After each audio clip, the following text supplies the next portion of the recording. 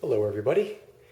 More than a decade ago, somebody on Craigslist was throwing this air compressor away. It's a Husky Air Scout, and the model number is 41214. The person throwing it away said it ran fine, but would not compress any air. And I found a small hole in the casting, put some epoxy on it, and that repair has held for more than a decade. Here's the inside of the compressor. Right here, where you see that black spot, is a recess in the aluminum casting. And air was leaking out of that spot right there. Therefore, the compressor was running, but the tank was not pressurizing.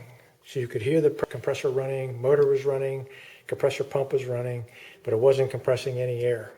And that's because there was a small hole in this casting right here. All I did was put some epoxy in there. It seems to have held up for more than a decade. So if you've got a leak right here, everything seems to be running fine, chances are you've got a little hole there. I don't know whether it was a defect in the casting or what not. So if you found this video helpful or informative, please give me a like, thumbs up, and subscribe to my channel. Thanks for watching.